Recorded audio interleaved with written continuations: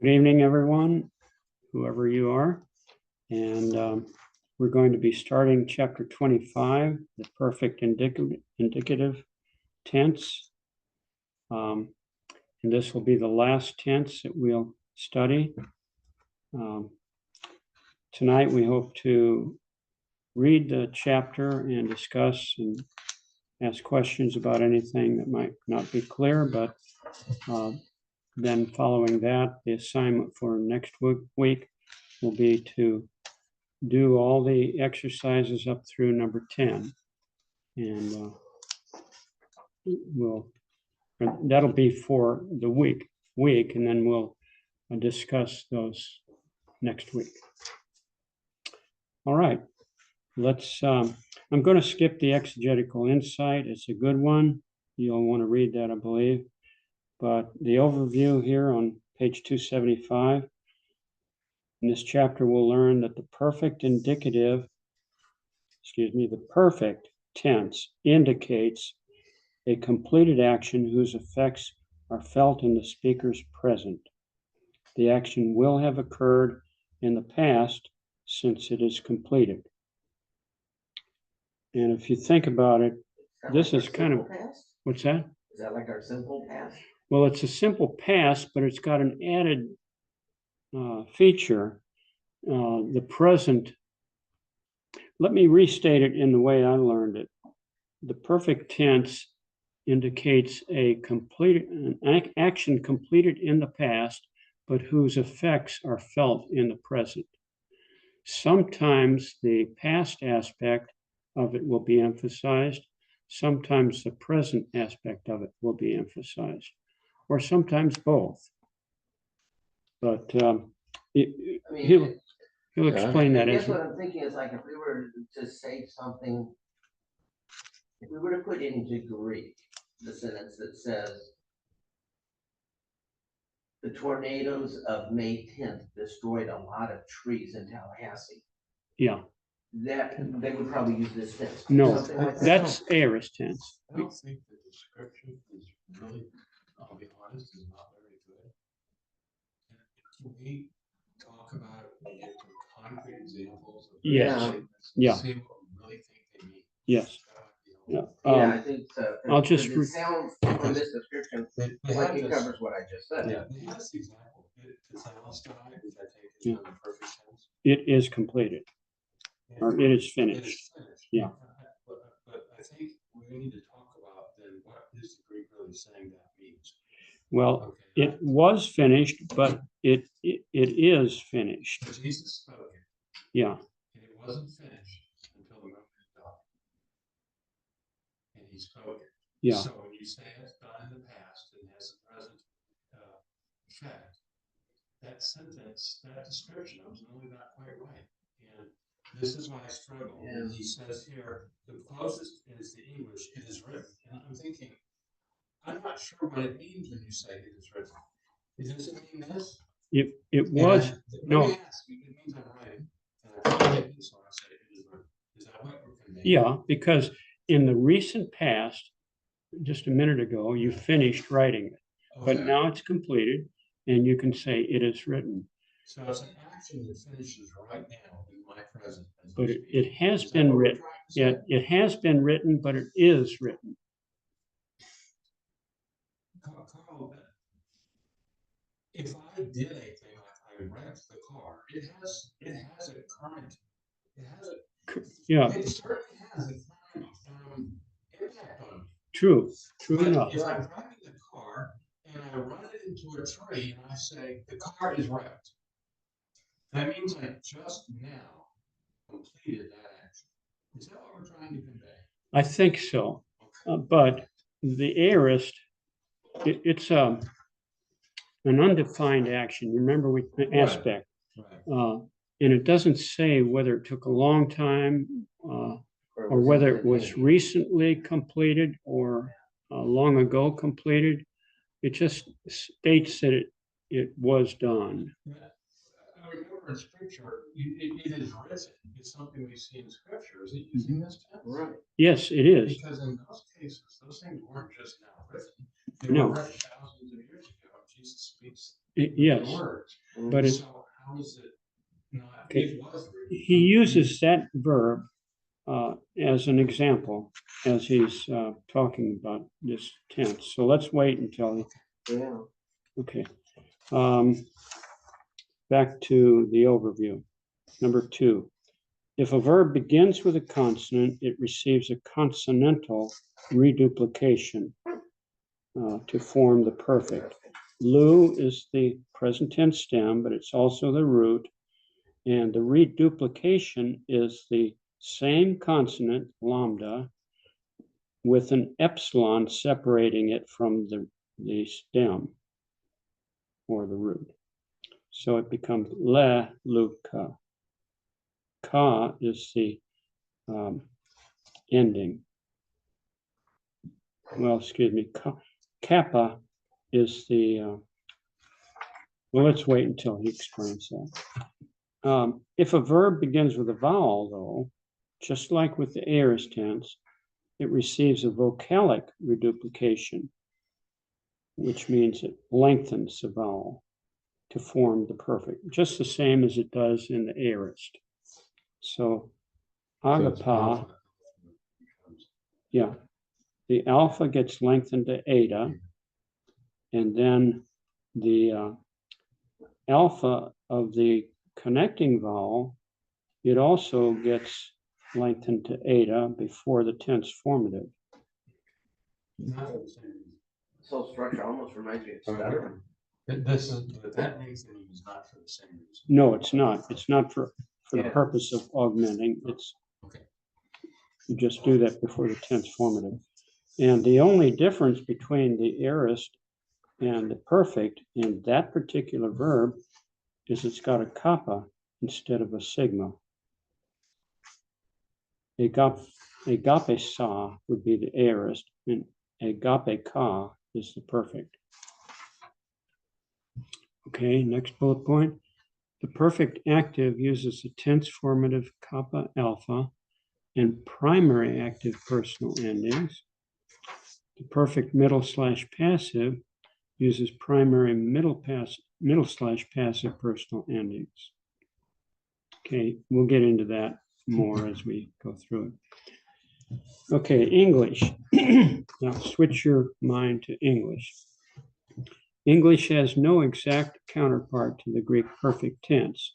That's because the perfect has that dual function of the past action and the present results. Yeah, so that kind of makes me, it sounds like it was something I was thinking when we were discussing this to begin with.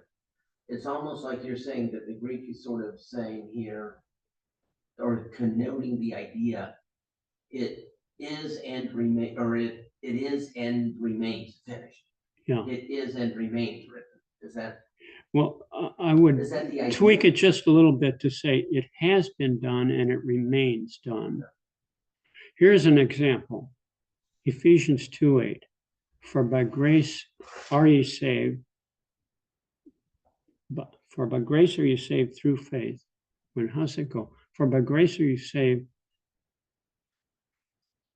Goodness, my For by mind is grace are you saved through faith. through faith. And not of yourselves. That, yeah. God, not of works, Yeah. lest any man should boast. That Right. phrase in the King James, are ye saved?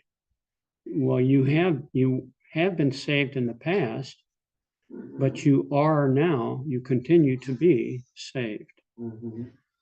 It's an effect that's felt in the present. Now, the King James uses different wording. They uses are ye saved. New American Standard says, for by grace you have been saved through faith. Mhm. So the New American Standard is emphasizing the past aspect. You have been saved, Yeah. but not only that, you still are saved. Right. You don't need This to is be a case saved where the again. translators had to choose one, and they knew that whichever they choose, it Yeah. wouldn't mean the full thing. Yeah, But it seems that you could do a little bit better without taking too much liberty. This is a very peculiar tense, and you can't translate it. You have been, it has been written and remains so. Yeah. If you use a lot of words, you Yeah. can do that. It has been written and remains so. Yeah, I mean, because there is a law. You have Right. been saved and remain so. yeah. Right. Mhm. Yeah, you're being very precise when you do that, but that's 'Cause that's really what we're stilted getting. wording. It is, without it, we're not really getting the impact. It Right, helps to, see, words that say this other thing don't really make a lot of sense to me, Okay. but Now saying does it- something to that in yeah. sense, I Right. understand what people do. right, and then the difference Yeah. between saying this Okay. is the idea it's trying to convey versus this Yeah. is the best way to translate it. Well, we have English translations that leave something to be desired, but that's why there's a need Okay. for That's okay. exegesis. That's okay, this is why we're learning, Yeah, but now that helps me understand what we're talking about. yeah, Okay. The current impact doesn't describe really what we're saying. It's not just the impact, everything that happens in the past might have an impact on us. It's not just that, it's that there's something really in the present, which is part of that action that doesn't change. Right. Almost, right? And it doesn't need to be done again. Yeah, It's part of the idea. it's been done one time, you don't have to do it Yeah. again. That's When you say Yeah. it is written, it doesn't need to be written again because it was written and it remains written. Somebody suggested a wording, it stands written. sure, but I think with the writing, lots of things have been written, you don't have to be written again. But There's scripture's different though. something- well, okay. But would the Greeks say that same thing about, I don't know, about the Athenian law, Well, for example? I don't know what the Greeks would say, but Athenian law is not inspired scripture. I'm not saying it is, but what a common Greek, I'm just trying to see how they would use it. It's a Greek tense, not a scriptural yeah, tense. you're asking like, how would they use it? How would you normally use it? Because it's not just about matters of Yeah. salvation. Uh-huh. Right. No, it's how would it have been understood in general prior to the Bible being written? I think that wording of the definition of the tense, an action that happened in the past, but whose results are felt and are true in the present, is about the best you can do. And the secular Greeks would have understood that too. That's not very satisfying because, again, the laws of Athens were written. Mhm. Well, so if Athens is, well, if the laws of Athens are still in effect, how would you use this tense? If the laws of Athens are not in effect because The Romans have the conquered. Romans have conquered it, then I wouldn't use this tense. Am I? Well, I Is never that what thought we're of it that way, but It seems like it. I think that's what we're trying to say. yeah, that's one possibility of the meaning of it. But another possibility is the fact that laws in any country are subject to revision and change, but not God's law. But that's reading something into the tense that's not in the tense. No, So I think we gotta be careful. I'm trying to understand the tense and not. all right. I don't disagree with you, but yeah, God's law says that about itself. But to use the tense in God's law, we're all still under God's law. So the natural thing would be, I think, in an example of it is finished. Apparently, that's what was used in trade to say the sale is complete. Yeah, Which means yes, you it can't will. go back and change the terms of the sale. It's done. Yeah, We're that's not a good gonna go back, example. right? I mean, so which is there's no revision, but I think that we're talking about that impact in the present means we must all live by now what that sale is. Mhm. We're all living under the terms of that sale. I have your horse and you have my pig, and that's it. Okay. Okay, but that's why I think like I'm thinking about how it would pertain to other things if they were speaking about significant things in their past which are still important, like their laws. I mean, the Romans had laws. I mean, this is Greek, but the Greek Athenians had a lot. I mean, they all wrote it, but Athens was probably more into their laws because they were a democracy, not a dictatorship. Okay, I think we've got a pretty good understanding to this point. Okay, second bullet point. Oh no, first one. The English past tense indicates that something happened in the past, whether it was continuous or undefined. And there he's using the older terms that I prefer. I wrote means I did something previously, but it does not say whether I completed my writing. When you use the helping verbs have or has, now he's inconsistent here because if you look across the page to 25.5, the first bullet point, he inserts a phrase that really he needs to say here too. Use the helping verbs have or has and the past participle form of the verb, in this case, written. The action described was done in the recent past, and the statement is accurate up to now. I have written. This makes me wonder about a very famous statement, and if it was written in this tense. And that's Pilate's response to the Jewish leaders about the inscription he put on Christ's cross. What I have written, I have written. That's right. I'm pretty sure that is in the perfect tense. Okay. Yeah. Yeah. And it That remains, seems like a perfect occasion where you go, no, I have not gonna change it. yeah, I believe that's true. Done. Okay, the English present can describe an action with current consequences. It is written. This is close to the Greek perfect. So the example, this example I have read is pretty unclear. If I have written my dissertation, I'm now describing anything that's completed. Without an object that you're describing, it doesn't necessarily mean I'm done with all the writing I've ever done in life. I mean, it's not a very good example. We're really talking about something more precise, right? Yes, right? it is precise. But in many sense, I have written. In this sense, he's really meaning to talk about something. If it's completed, well, there's a thing that's completed. Not all the writing will ever do. Yeah. It might make sense. I want to be careful. Yeah. How we Well, read this. think about Drew's. Because this could mean I have written. Yeah. I've written stuff in my lifetime. Yeah, I've written stuff. That doesn't mean it's done. Okay, think about Drew's dissertation. Yes. He's not done with it, Right. but he's spent a lot of time working on it. He wrote part of his dissertation, but it's not complete.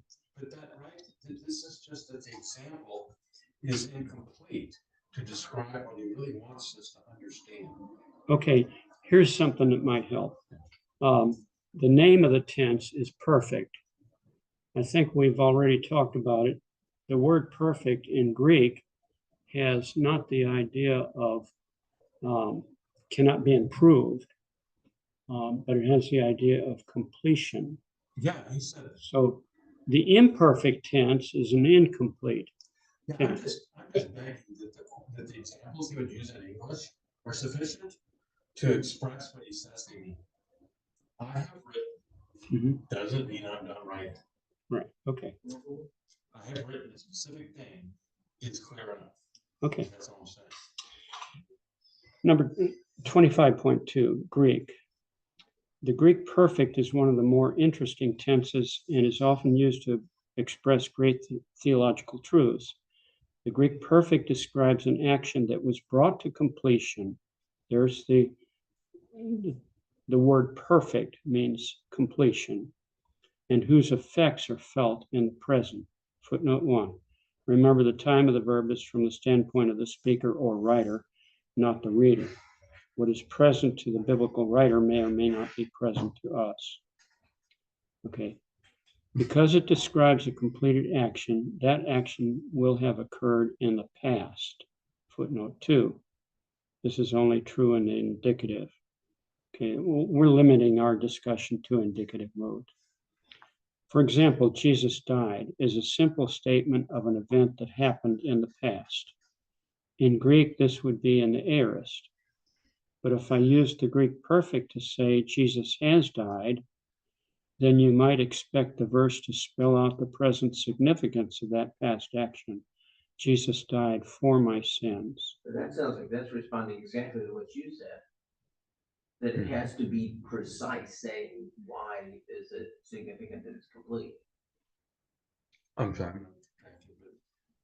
No, like he's saying, if you were to just say Jesus died, then Why does that matter now? then that, yeah. Yeah, what present significance does it have? It Right, doesn't right. tell you. But the fact that when you add died for my sins, that's like what you're saying about the fact that you have to make it more precise and specific. About Yeah, if we do that, yeah. Yeah. Jesus died that I may live now. Uh-huh. Yeah. Right, Yeah, that there's he another. died that Mhm, mhm. Uh-huh. that sort of puts it all out there, but you could just say, if you use the perfect tense, that wouldn't make sense in this example, but So- because you're not, Jesus isn't still dead, so So it's sort of odd. It's an odd example because we wouldn't use the perfect tense of Jesus. I know, but now I'm just thinking, so it's almost as if this tense really is, the whole key to it is answering so what? Okay, that's, yeah. Not quite. Well, you're, by saying so what, you're saying, what does What's this the- mean? Yeah, what's the, why does this matter now? Yeah. So what? Mhm. I don't think it answers that. It just says it still does. It says it hasn't changed. So I think in this example, which is rather interesting, because I would hope there's no place in the scriptures that says Jesus died in the perfect, because that would mean he's still dead. Well, that doesn't say anything about the resurrection and the ascension, but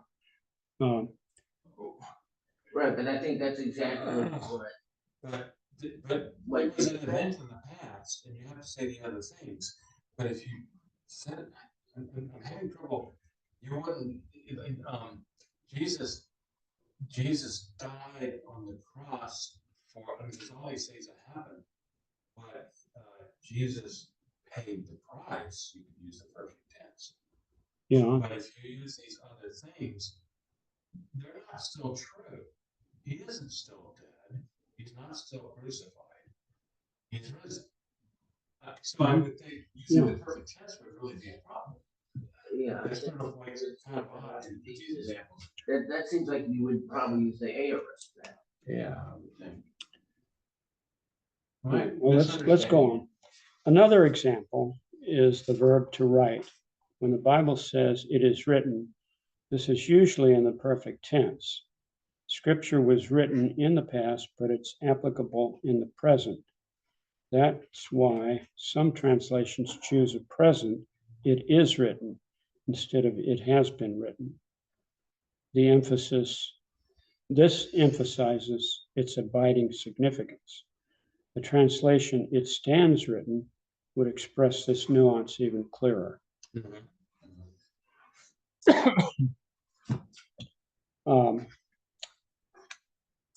25:3. Combinative. I use the term perfect when referring to the tense, but the linguistically correct term when speaking of the tense's aspect is combinative. The first syllable is accented. While it is rather a strange sounding word, its meaning is clear. The perfect combines the aspectual force of the aorist, indicating a completed action, and the present, indicating an ongoing action.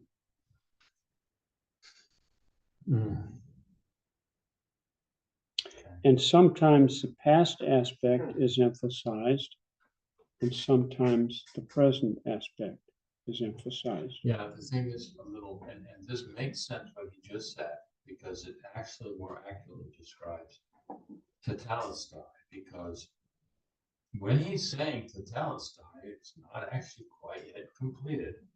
It's finished, and then he died. He gives up his last breath with that. But what is the it that he is referring to? The thing, his work is completed. His work, yeah. Not completed is the utters the words out of his mouth, the work's completed with his death. Mhm. And this statement that it's not, that it's an ongoing, a current ongoing action, exact word is indicating ongoing action. In some Ongoing, cases, I would say ongoing results of the action. well, he uses both statements, and in the case of Jesus using that on the cross, it is an ongoing action. He hasn't finished it when he utters the words, he must die on the cross. Oh, but he states other things in the present, which hasn't happened yet. For instance, now is the prince of this world cast out. Well, he hasn't been cast out until Jesus dies. Well, okay. But he's using the present tense to express something that is certain to be accomplished. I don't doubt that, but then why does Mounts now confuse the matter by saying in one case it's completed in the past, and now he says it's an ongoing action? That's a different statement. Yeah, I would. Maybe it means both. I Could would. mean either one. There are some verbs that once completed, the action does continue. Trying to think of something. And maybe it's better that we don't have this statement there indicating an ongoing action, because that's really probably a misnomer. I know, Right, I'm just wondering why he confuses them. seems like rather than an ongoing action, it's more like an enduring effect.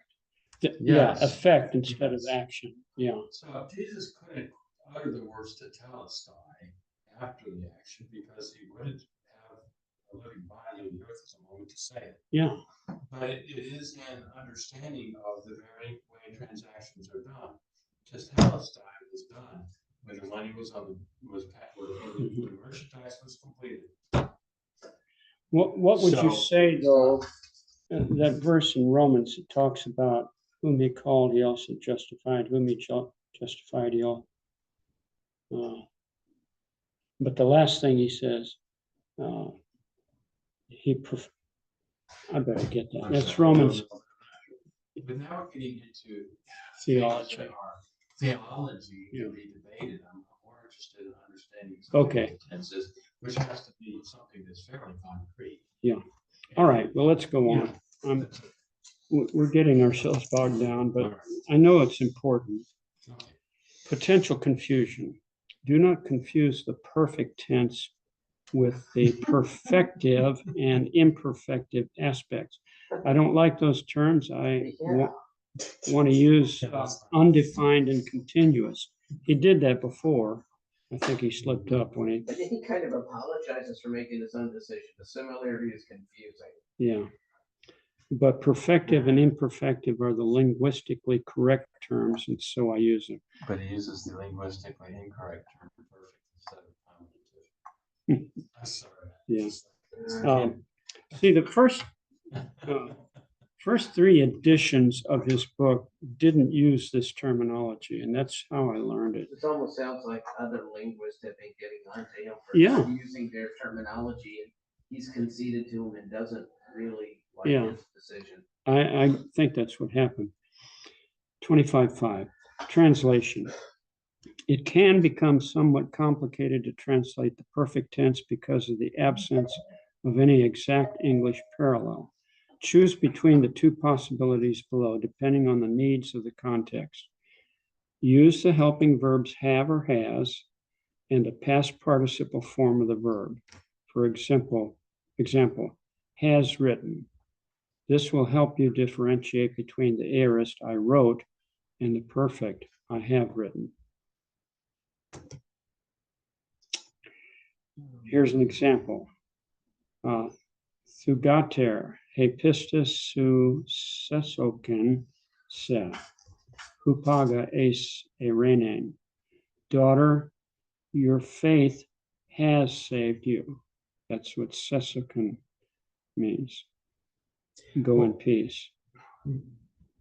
I'm trying to pause it because this is fine, but under what circumstance would you not have the verb in that form having these helping verbs? I'm not sure what that usage would be, so Um, that's fine. well, in this context, the past aspect is emphasized, has saved you. Yeah, I have written, but I can't think of how I would. What would I have been written, I have been writing or some other No. weird thing? I couldn't put the verb in a different form with that helper, could I? So No, certain not things- without adding words. Well, okay, So this I is have just the way written that- and Yeah. it remains written. this is just that English tense, that's the way it's Mhm. formed. Yeah. No. Okay, next bullet point. Use the English present tense when the current implications of the action of the verb are emphasized by the context. Repent, for the kingdom of heaven is near, rather than has drawn near.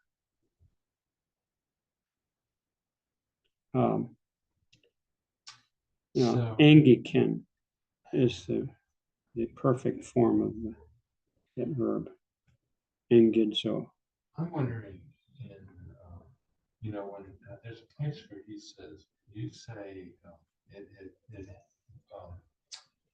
it has been said, or it is said, or is he saying? This is in the Sermon on the Mount. You've heard that it has been said. Yeah, is that also the perfect I tense? think it probably is. Let me check. Because that translation puts it in good perspective. It's Matthew 6 or 7. Matthew 5, I thought. Maybe Um, it's the tail end of 5 after the Beatitudes. Well, it's right after the Beatitudes, I Right think. after-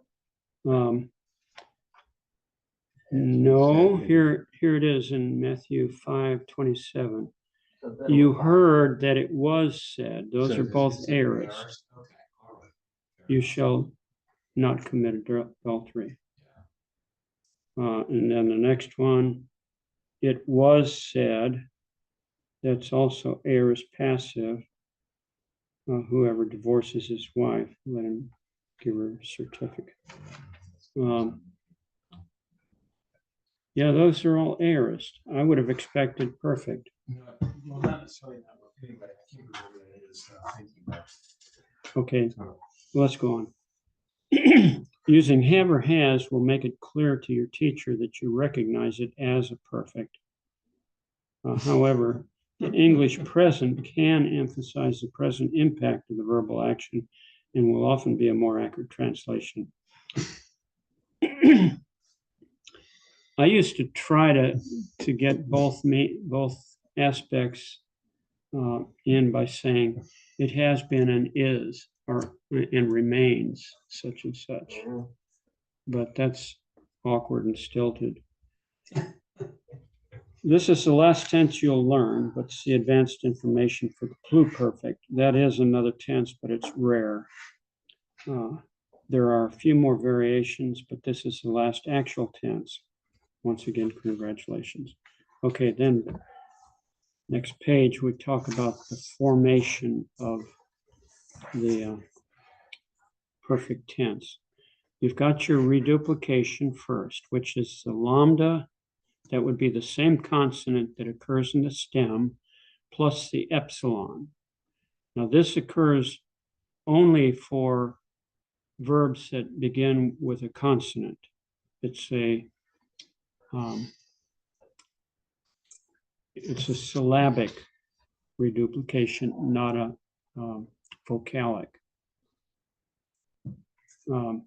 Then the perfect active tense stem, which for luo,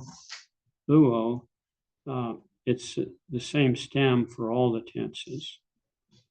Then the tense formative, kappa alpha, and then the primary active personal ending. And he's using the first plural as an example.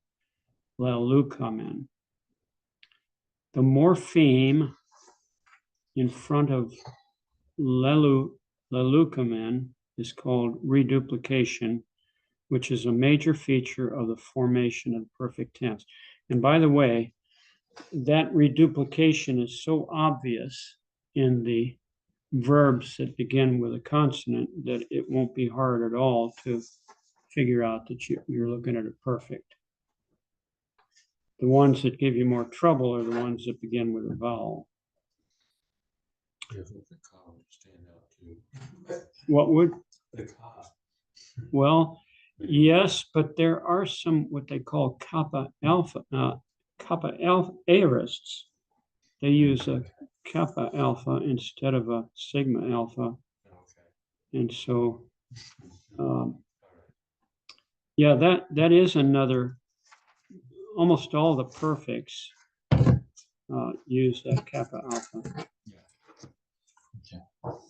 The perfect active is a primary tense and uses primary endings. However, because of the alpha in front of the tense formative, it appears to be similar to the first aorist, which is a secondary tense.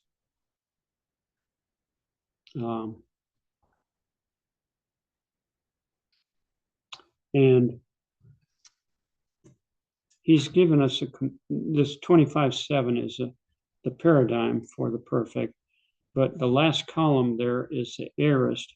He lists that for comparison. Now, in the first singular, those look pretty common, except for the reduplication. You've got a sigma alpha in the aorist and a kappa alpha in the perfect. But when you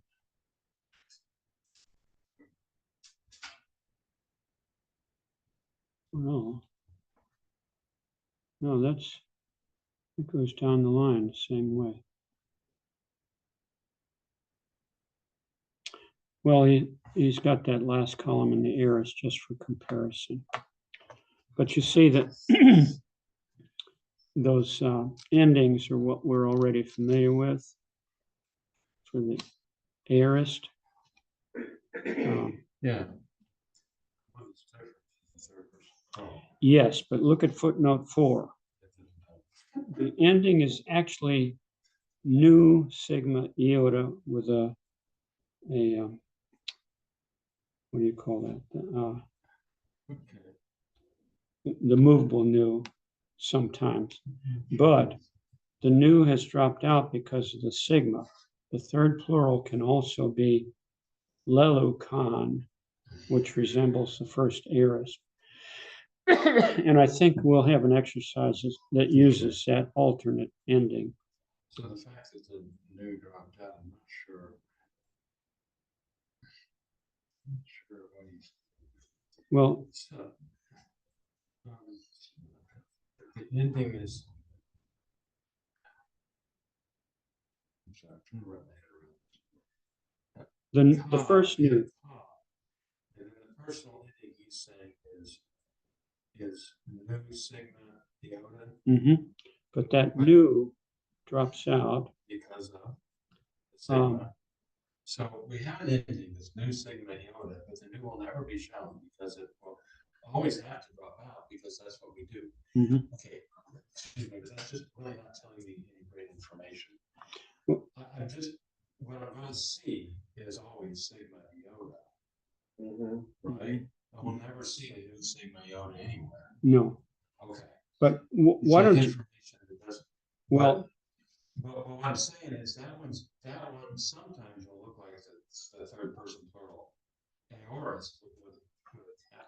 Yeah. And sometimes it will be instead the sigma iota. That's right. Okay. So what I suggest doing is putting both forms there for the third plural. I'm going to do that right now. Yeah. So it could be kappa alpha nu. Yeah. Yeah. Yeah. And apparently both forms of that verb show up? I don't know about that verb, but it might. Yeah, I think so. Maybe. There are other verbs, though, that can have that other ending.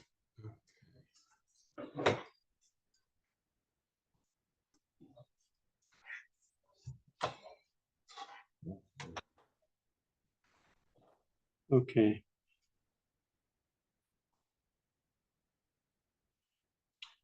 Then he's going to talk about the perfect middle slash passive in 25.8. It's very similar, except you use the primary passive endings. You will also have the reduplication there.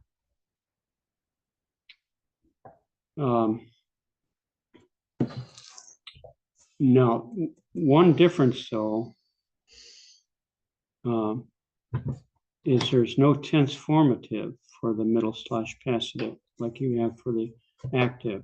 There's no kappa alpha. And no connecting vowel either. So you put the ending directly on the stem. Okay. Lalumai. Wow.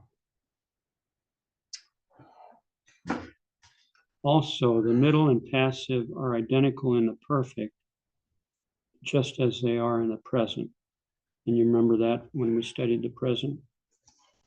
The middle and the passive are identical in form in the perfect, just like they were in the present. Okay, I see that.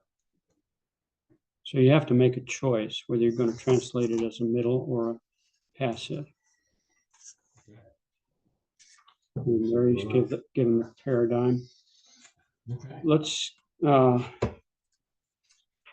don't know if we need to take the time to review the halftime. It's just stating what we already discussed. 25.10. One question though that I've got now after Okay. listening to all of this and thinking about it, is this a tense that is mostly used to describe actions that God has done? Or are actions that humans have done commonly used in this too? Yes, both what God has done and what humans will do. Okay, And it's a fairly common tense. okay, We'll see a lot of it. Okay. okay. I was just hoping maybe it was mostly used of actions God had done since they're enduring, and maybe that would be I've seen a it. key to look for. Well, No, you can't limit Yeah, it to can't God's depend on that. action. No. Okay. I know, and I just didn't know how unusual or unusual that would be. Okay, Okay, 25.10. I can see a case though where it would be, in the Septuagint from Daniel, the law of the Medes and Persians, which can never be changed. You know, that's an example. They say that you can't undo a law. And I don't know what that really meant by that, because surely they wrote laws that undid other laws, but Well, interesting. yeah. Reduplication. The most noticeable difference in form between the perfect and other tenses is the reduplication of the initial letter. The fact that it's so obvious makes identification of the perfect relatively easy. There are several variations to the rules governing reduplication, but here are the basic guidelines. Consonantal reduplication. That means you add another consonant. If a verb begins with a single consonant, footnote 7, single consonant means that there is not another consonant immediately after it. Like with luo, there's not another consonant right after the lambda. That consonant is reduplicated and the two consonants are separated by an epsilon, which is what we saw before. Le, lu. If the consonant that was reduplicated is a phi, a chi, or a theta, the reduplicated consonant will change not to those letters, but to a p, kappa, or tau, respectively. The corresponding unaspirated consonant. Okay. This makes the word easier to pronounce. That's the only reason they do it, because it would be hard to pronounce a fefana. Yeah. They just don't want to do that. But pefanaron. Yeah. Okay, Since he's given us this complete table of voiceless, voiced, and aspirates, uh-huh.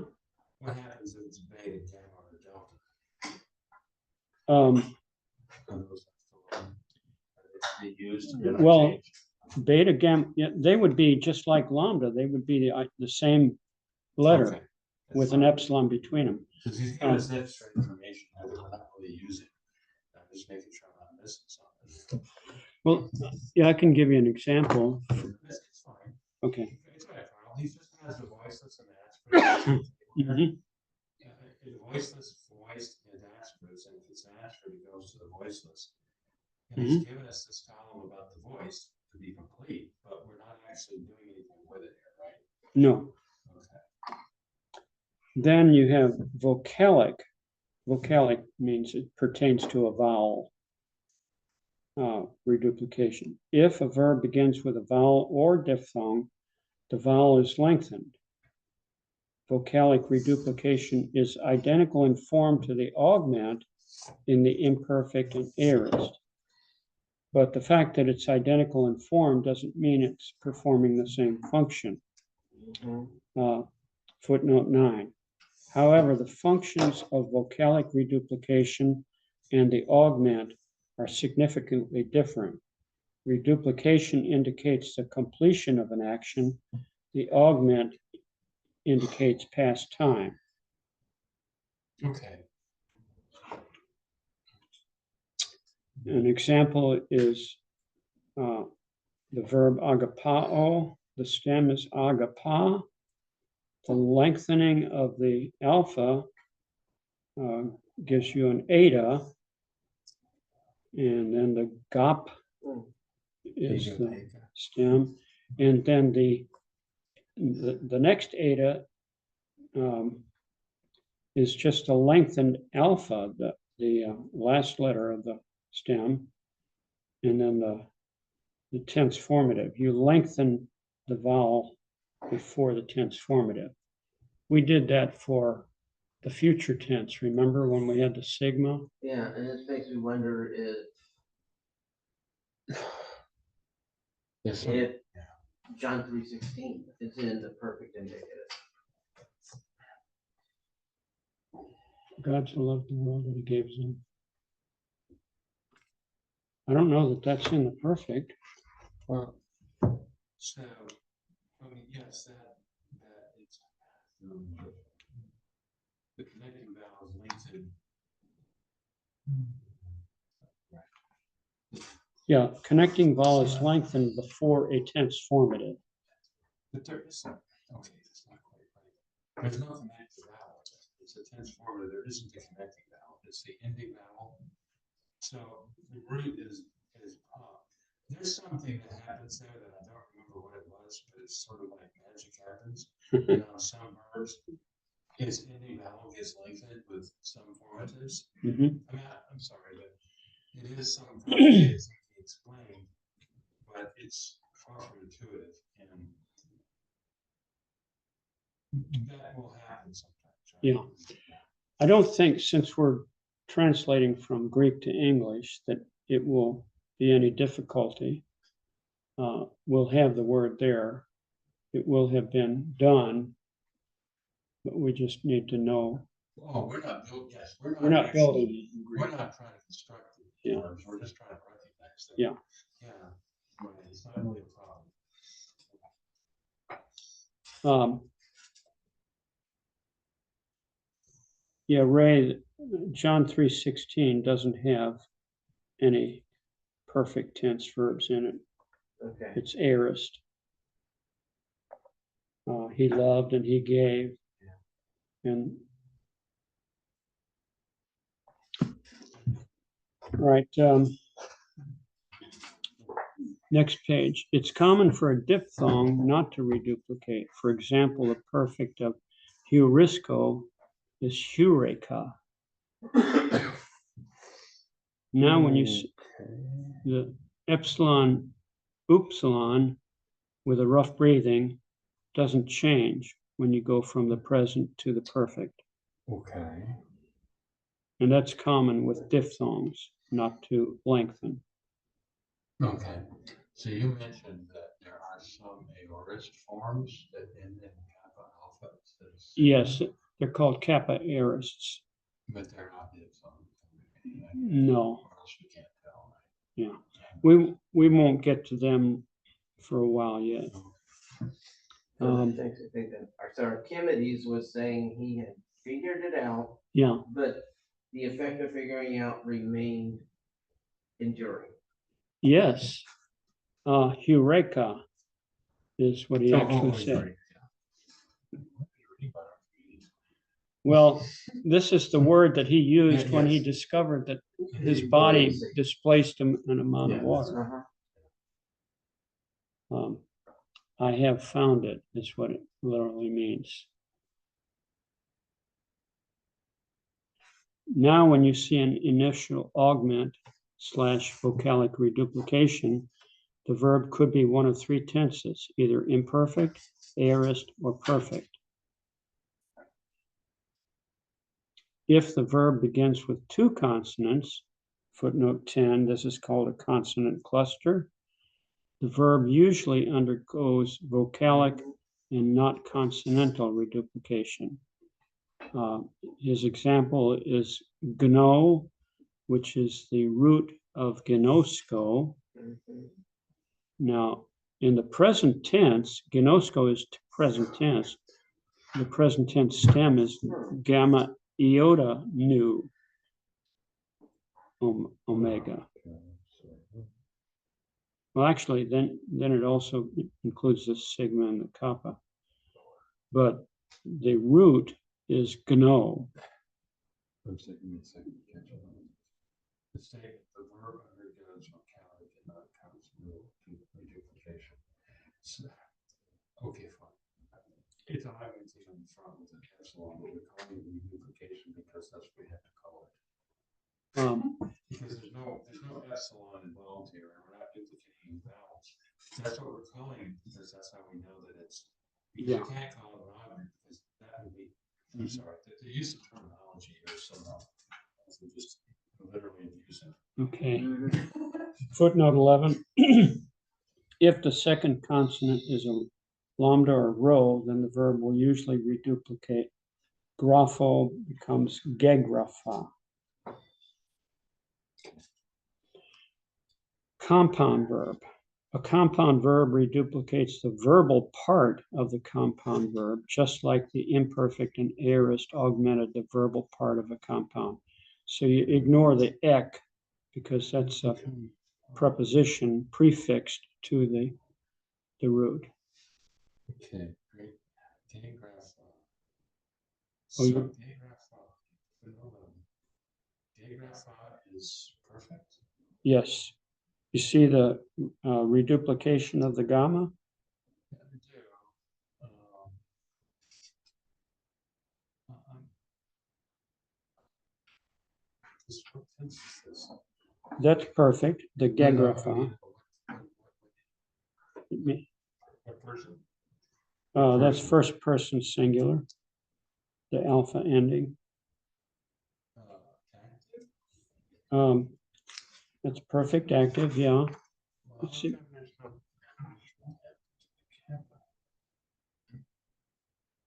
Oh, that's because it's a second perfect. He'll get to that in a minute. Don't lose your liver. Okay, but there isn't, okay. He's going to talk about second perfects in 2516. There is no thing like that.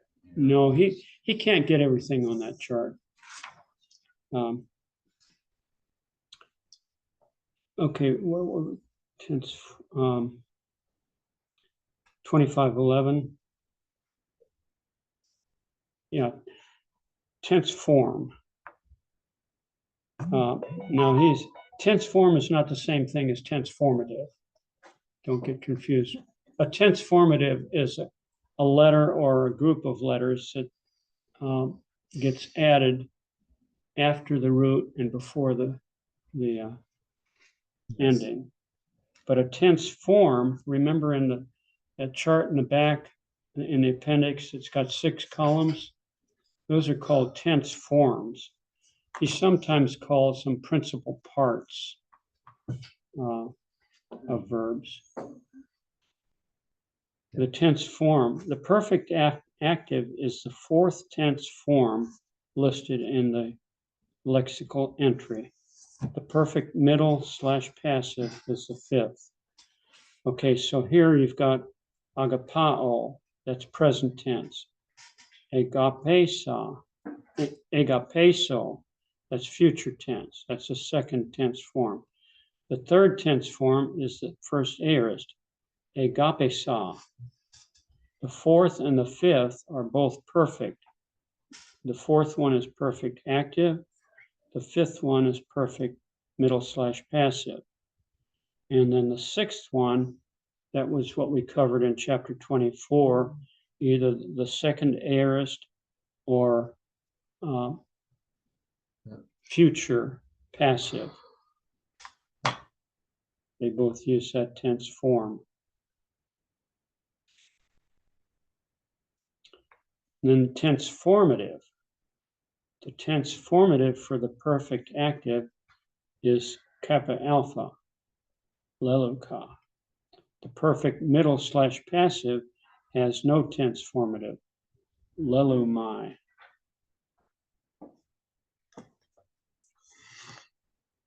Connecting vowel. The perfect does not use a connecting vowel.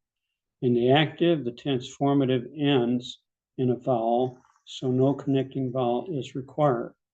In the middle / passive, the endings are attached directly to the stem. A good clue for recognizing the perfect middle / passive is the absence of both a tense formative, kappa alpha, and connecting vowels. This situation occurs only in the perfect middle / passive. Am I going too fast? No, it's all right. The sixth one, I'm not following that because I thought that it was the aorist passive. It is.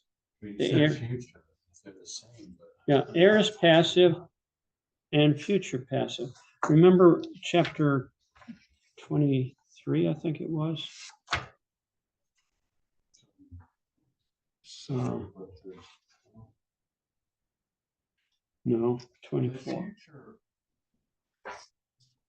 Yeah, chapter 24 was the aorist and future passive indicative. That's the sixth tense form.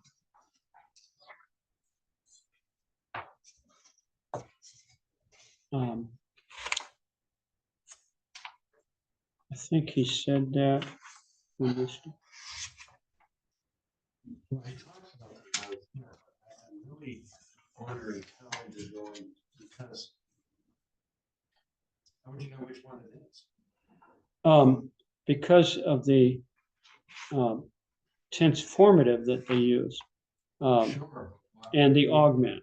The aorist has an augment, the future Yes, passive I doesn't. can see that we can tell them apart, but I'm confused as to why you would choose one or the other list in lexicon. I think what And he's, you're not being consistent. they use the same stem in that tense, both for aorist passive and future passive.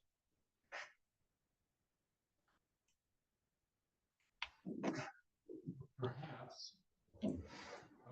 Is that what this is about? Yeah. Which stem it is? Which stem it is, yeah. Because remember, the stem, And somehow that's all lost. I'm sorry, in all of this, that's not been very clear. well, that's Honestly. why I would prefer not to use this, but rather use what's in the book, the tense forms of verbs occurring 50 times or more. This is the more complete But that's information. really okay. It's just that when we read this, like in chapter 24, there's all of this that's happening. But somewhere there isn't something that says these are the stems and this is what they all mean. I thought that someplace he It's said, in here somewhere. he said something about this, and when he spoke to it, he said it was the form of the aorist. I don't know if he ever did say what that form was. Anyway, It's that certain really key summary things are not really stated very well. perhaps, but Okay, I got it. go back and read it if you, maybe. Okay, we're almost done here.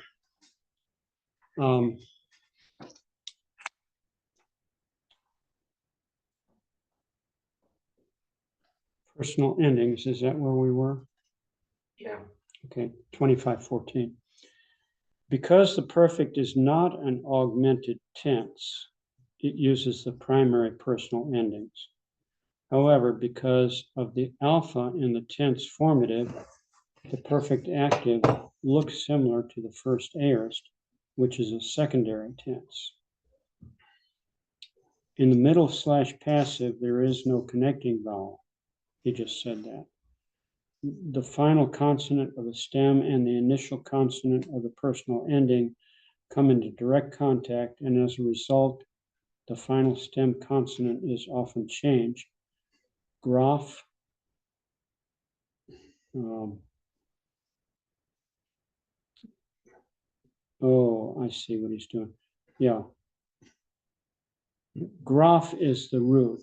He's got that asterisk there, which is his shorthand way of indicating that it's the root of the present tense. And then in the square brackets, he's telling that's the. What's the stem for this? The stem is for present tense, it's graph. But the when you form the perfect, you have your reduplication, the gamma epsilon. No. Well, wait a minute. You said for the present. I'm asking what is the stem for the For the perfect, tense? I think it's a gram. See, that's what I'm saying. Maybe, but so it's not helpful to show me this thing because it's not really showing what's really happening.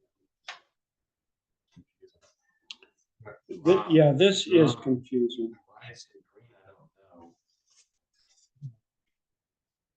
Well, the first mu is the stem for the perfect. The second mu is the ending, is part of the ending. My. So this is passive. This is the passive first person, right? It's first person singular. First person singular passive, is that right? Yeah, I think it's middle / passive. Yeah, right. Middle, yes, the same.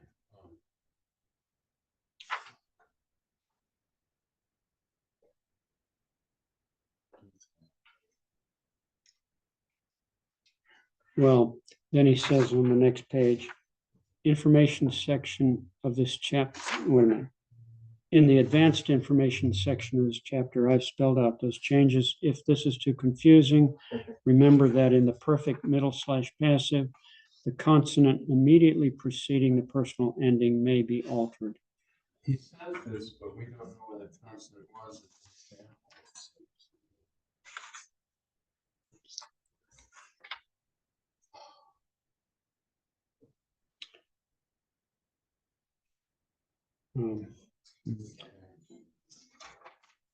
He gives 3 examples in 25.19, grapho, dioko, and patho, where,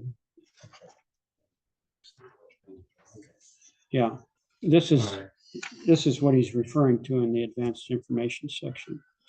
Okay, then 2515. Back to page 282. Contract verbs.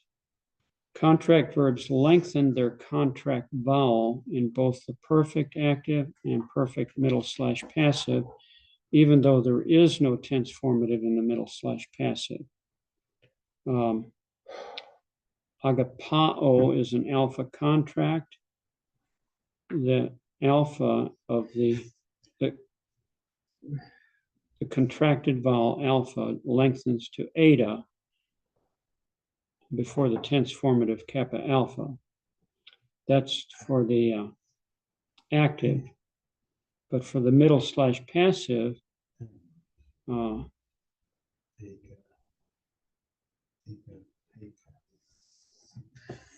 agapika, yeah, see that eta before the kappa alpha was the lengthened alpha. And for the middle passive, even though it doesn't have the kappa alpha tense formative, you still lengthen that connecting vowel, contract vowel. Okay, so when we did this for, which there was a vowel that caused the lengthening. We're not talking about liquids, we're talking about contracts now. Those are contracts. Yeah. Contracts. We lengthened them because there was two vowels. Yeah. Right? When we studied contract verbs for the present tense, That's right. uh, But now this is saying, hey, but you lengthen them anyway. yeah, you lengthen it for the perfect tense as well as for the present tense.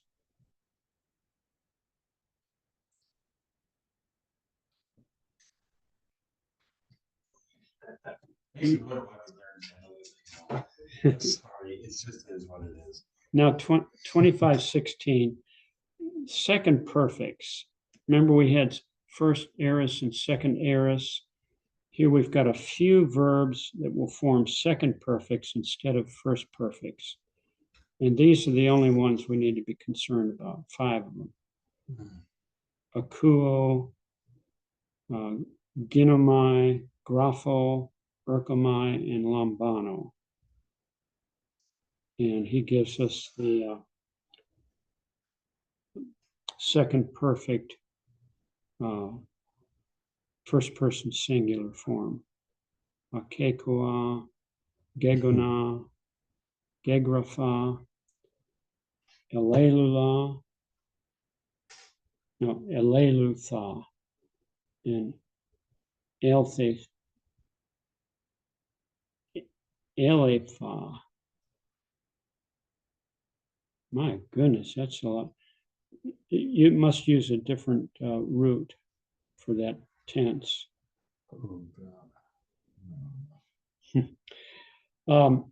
What helps me, Dave? Yeah, no, it's all right. These just are what they are. Yeah, they are what they are. Reaching the point here where I'm not even put all this together. No. But No. the thing that The one helps thing me, is it seems to be something that will stand out more than other things. yeah, these are the ones that you'll have to memorize. But if you look at in the appendix section, where you've got the verbs that occur 50 or more times, let's look at lambano as an example. This is one that forms a second perfect. That would be on page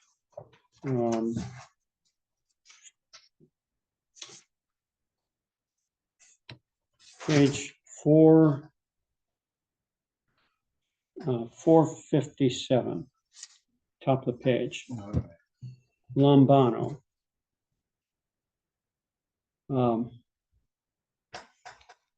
Just a minute. They look so different. Yeah, in the other book, the second edition of the book, he had underlined all the ones that he thinks need to be memorized instead of learning the rules. And this is one verb that needs to be memorized across the board. Lambano is present tense. Limpsomai is future. Elabon is second aorist. And Alepha is perfect active. Elamai is perfect, second perfect middle slash passive. And then Eleleuphane is second aorist passive. So it helps me to put the names of the tense forms at the head, at the top of the columns. I did that in my book. All right. That's second perfect. All you're going to have to do, remember that these 5 verbs are the only ones that form second perfects. All the rest are first perfects. And we may have an exercise that uses one or the other of these. Now, these are fairly common verbs, every one of them. So they will form their perfects that way, second perfects. 2517. Congratulations, you now know all the tenses of the indicative. He It's uses the word no very loosely. Yeah, glibly. It's important that you spend some quality time going through the chart entitled Tense Forms of Verbs Occurring 50 Times or More in the New Testament. That's what we're talking about. You know most of the verbs, and you should work through each one, asking yourself, do I see the root in the different tense? Oh, you can read that yourself.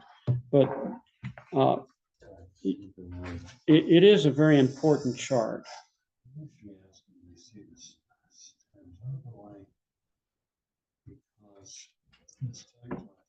Sometimes they have different roots. Yeah. But the thing is that with each form, we have some stem that's used, whether it's from a different root or a same root, it might not be obvious anyway. Because these things just. Yeah. Well, we have the same thing in English, Yeah, we do. I'm just thinking of his terminology. It's not. Inconsistent. It is. He went to great length of trouble to talk about the root. It's not the same as the stem. And the stem is what you have for each tense. And then there's some verbs that have different roots for use a different root for different each tenses. tense. Yeah. But it's still in his terminology the stem for that tense. Yeah. But if we just talk about, we need to know the stem for the tense so we can recognize it. That's really what it's saying. It uses the word roots. I'm just. Okay. All right, I think maybe that's enough to read together. He's been building this master indicative verb chart, which is now pretty much complete. And he's got a few vocabulary words for this chapter. Aiteo, which is a contract verb, meaning I ask or demand, or you could say request maybe. Malon, it's not a verb, it's an adjective, more or rather. No, this is an adverb, more or rather. And then martureo, that's another contract verb. Means I bear witness or I testify. We get our word martyr from that. I was thinking that was the case. Mm-hmm. A word. Okay. All right. He's got the advanced information. You can read that on your own. One of the things he talks about is the pluperfect tense. We have a similar thing in English. We have the present perfect in English, which is I have gone, and the past perfect in English is I had gone. It's an action that the present perfect is an action that occurred in the past, but the recent past. The past perfect is more distant past. I had gone. And But also, past perfect generally is being used when it's being referenced to a second past event. yes, that's right. I had gone home before I came to your house. Mhm. Both, yeah, came is past, but I had gone is more past than the past. And that's what the pluperfect is in Greek. Is, But it's very rare. And I don't the think, past perfect. no, the past perfect is the English name of the And tense. essentially, the pluperfect is essentially the same as the English past perfect. That's correct. Okay. I had gone instead of I have gone. Yeah. Well, I had decided. Yeah. That's why that might take my money. And there's another tense in English that is rarely used, but Sherry said that in the sentence today, and I reminded her, I will have gone home by the time you get here. Yeah, so that's anticipatory. Yeah. Yes. So the assignment for this week is to do the exercises up through number 10. But since we have a little time, just a minute or two, I'm going to go through a little, oh, Ray, here's a copy of the handout. This is chapter 25, and this is a review of those chapters, Okay. which we're not going to take the time to do in class to do this, but I'll give you the. Okay. Thank you. I'm going to do a couple of these parsing for you to give you an idea. Number one, agape ka. Do you see the kappa alpha tense formative? And do you see the reduplication? That's not an augment, that's reduplication. Because Yeah. it's perfect tense. It looks the same as an augment. Yeah. So this is first singular, first perfect, active indicative of agapao. And it is the lexical or inflected meaning is I have loved. But now you could, if you want to emphasize the present aspect in addition to the past aspect, I have loved and still am loved. And still. Yeah, and still loved. I have loved and still am loved. No, that's. No, No, wouldn't it that's be, a I passive. have loved and continue to be loved? Oh, you're okay. I have loved and continue to love. You're right. You're It's right. not- You're not saying passive. No, I'm not. You changed it to passive. That's okay. Oh, If yeah, it, yeah, this is active voice. if it was passive, it was I have been loved and And still continue am to loved. love. Yeah. Thanks for correcting me. Okay. The next one I'll do with you, pepistumata. Okay, do you see the consonantal reduplication, the first two letters? Formative, so it must be passive. Yes, it's middle passive. There's no tense formative kappa alpha. So you put your ending metha right on the stem. Okay. So this is first person plural, first perfect, middle / passive, indicative of pistuo. We have been believed. That's passive. Right. But We Yeah. we have believed for our own benefit, or I don't know how to express it in the middle. I mean, that's about the best I can do. Does that give you some ideas of how to do it? Okay. Now that fourth one, that's that alternate form of the third plural. Remember we talked about that? Yeah. So We have the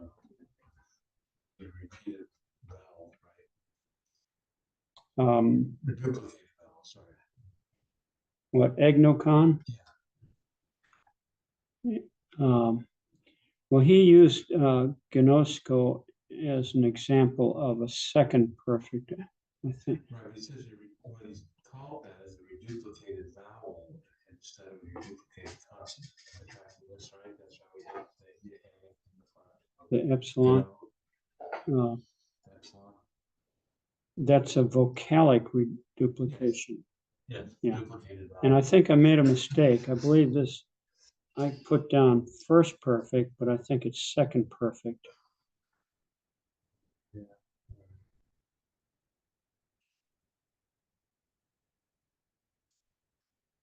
So in terms of the tense, it has the same meaning. It's just the form that we are deciding that he said we used to form it.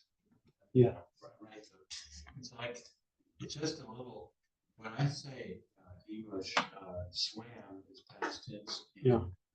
I read have, is past tense. but I have swum or I have run.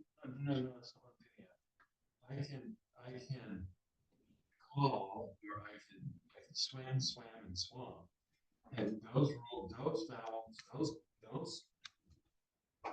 those verbs follow a different pattern than I jump and I jumped. Yes. But we don't call that out. We call it past tense and present tense. Mhm. I'm just saying. We call them regular or irregular. Yes, but no one ever says, "Oh, that's irregular past tense," because it has nothing to do with the meaning. No, not the meaning, but the form. Now, I Because think it doesn't ask for the form. This tense or gender isn't asking for a form. no, in the Greek, you're right. Okay, so are we okay with things now? Yeah. All right, well, let's stop the recording and we'll, Any other ones here that we should? I don't expect that we'll have a whole lot of problem in our translation. It's easy to identify a perfect. So sesokate is a duplicated consonant.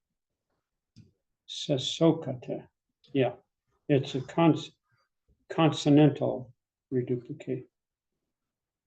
I think that's what they call it. Consonantal reduplication instead of vocalic. Yeah.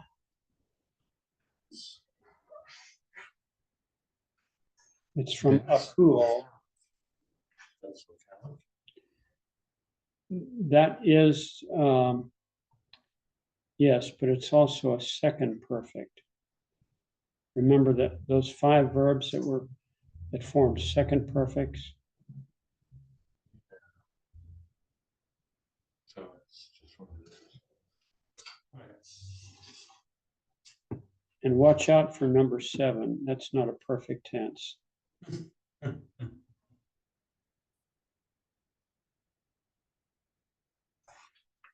Okay.